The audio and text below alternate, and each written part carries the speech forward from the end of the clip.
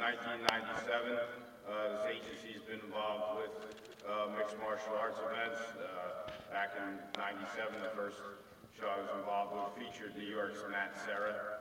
And back around 2000, to show you how far the sport's come, we had non-televised events at a middle school in South Plainfield, New Jersey, where Bart Bale was a corner man, Boss Rutan was the referee, and Henzo Gracie was the DJ. So it's great to be here in 2012 and see the UFC on Fox television. UFC has a long history in New Jersey, with its first event being in November of 2000, and at the very same arena on May 5th, it was then called the Continental Airlines Arena. We had an event, UFC 32, in June 2001. We thank the UFC for its continuing to hold events in New Jersey, as New Jersey has a strong faction of fans, fighters, schools, and media that are very interested and support the sport. So at this time, it's my pleasure to introduce the UFC's president, Dana White. Close, very close. This question's for Dana. UFC has been trying for 7 years to get mixed martial arts finally legalized in New York.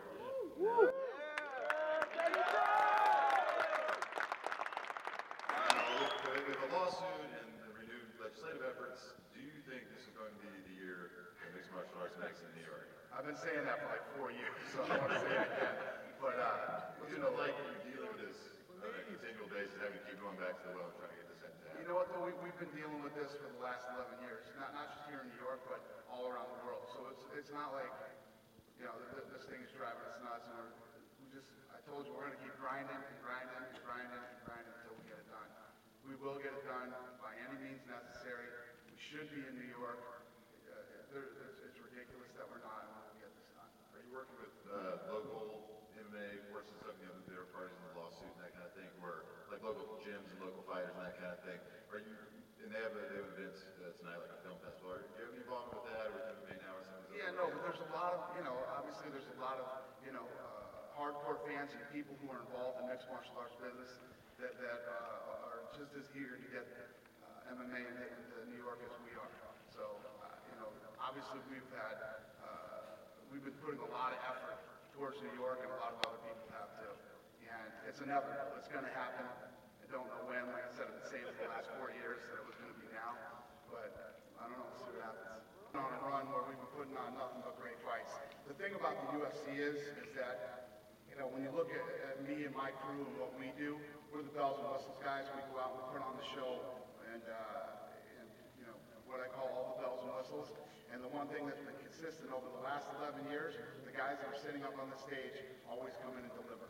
I think that the UFC has become very well known. When people come in, whether they're buying tickets, putting down the pay-per-view money, or choosing to spend a Saturday night watching our fights, they know what they're going to get. And it's because these athletes deliver every time they go in there. And believe me when I tell you, this card is going to be a very exciting card as usual, and we're going to blow the doors off the eyes on Saturday.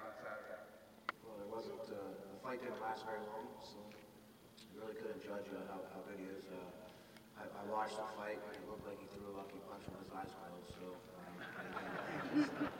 Johnny Hendricks is the truth, baby. Do it again. All right, Johnny. Let's go,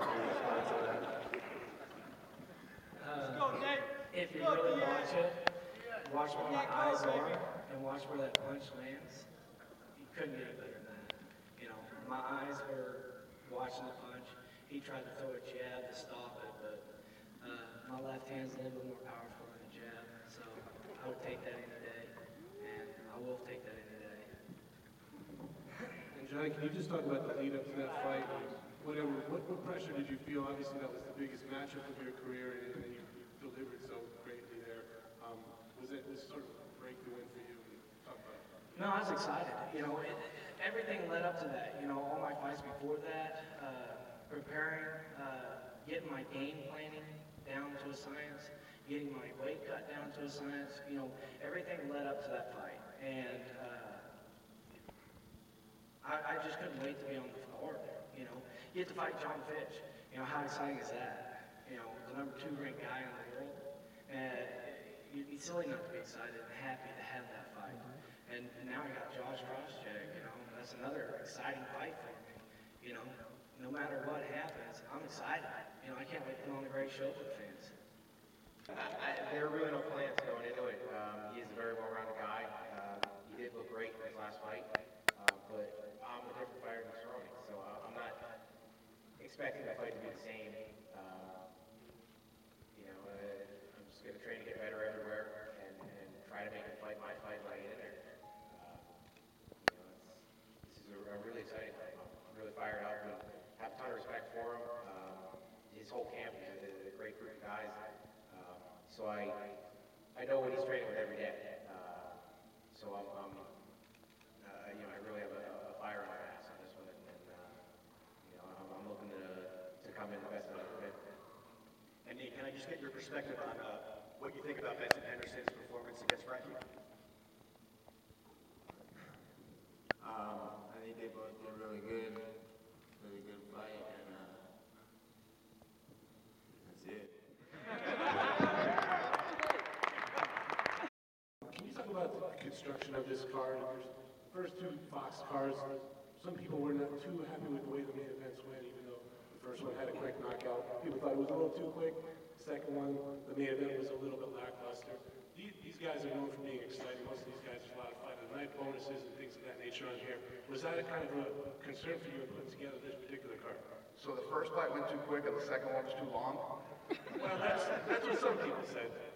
Oh, well, I mean, it's fighting. I mean, we always try to put together great cards with the best fighters in the world. And there's nothing I can say when people say one went too quick, the knockout was too fast, and the other one went too long. I mean, we always put together cards that with the best guys that are climbing up the ladder to become world champions someday. And, like I said, these guys always deliver every time they get in there. So I don't expect this card to, I don't know what's going to happen. Some of them are probably going to go quick, and some could go long. So hopefully we get the right mixture of quick and long so that everybody's happy. I don't know what else to say to that. All right, another question for Nate as well. Right here, Nate. In the past, you've been critical a couple of times of fighters who you don't feel fight aggressively, maybe lay and pray, things like that. Jim is known for being an aggressive fighter. He's got a lot of finishes. So is that the kind of matchup that excites you? Yeah. Sometimes you get those guys that sit there and hold on, or the guys you run around and get away with it for 5 rounds or 3 rounds or whatever. So it'd be great to have somebody who wants to come in and fight, and it's the UFC, the fighting championship. So hopefully that can happen all the time, That you came in possibly with kidney infection, and think what could it be? Stuff happens, basically. I kicked myself. I should have known something was going wrong. But I'm a big boy. I still signed the waiver, still stepped inside the octagon, still made my mistakes, and he capitalized on it. So, he was the better man that night. If I can earn my opportunity at him again, then I'll put on a show.